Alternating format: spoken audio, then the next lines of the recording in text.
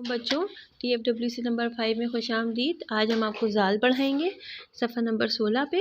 तो चलें शुरू करते हैं। ऊपर आपने जमात का काम लिखना है, यहाँ जो भी तारीख हो आप डालनी है। तो फिर काम शुरू करते हैं, ठीक है।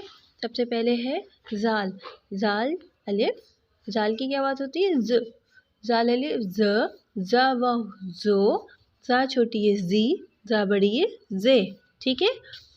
अच्छा, इसके बाद नीचे हुरूफ भी पढ़ेंगे, दोबारा एक दफ़ा पढ़ते हैं। ज़ाल अलिफ ज़ा, ज़ाल वाव ज़ो, ज़ाल छोटी है ज़ी, ज़ाल बड़ी है ज़े, ठीक है।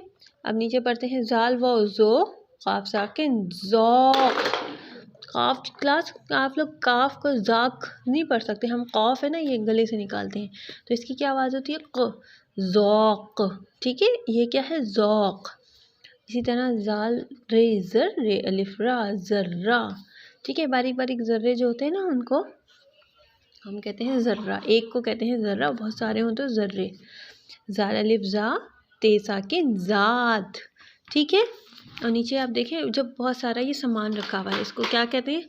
ज़े, ज़ाल, खे ज़ख, खे ये खी ज़खी, रेहेरा ज़खीरा।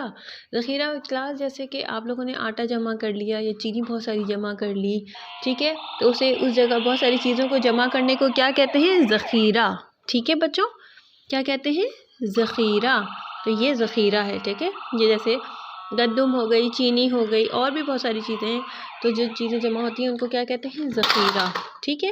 ये आज आपका पढ़ने का सबक है, इसको बार बार आपने पढ़ना है और इसके ताकि आपको हुरूफ बनाने भी आ जाए और जुमलों में इस्तेमाल भी कर सकें आप इन्हीं हुरूफ को। ये आज का आपका सबक है। कल तक के सबक के लिए हम आपको खुदा हाफिज़ कहते हैं। अल्लाह हाफिज़।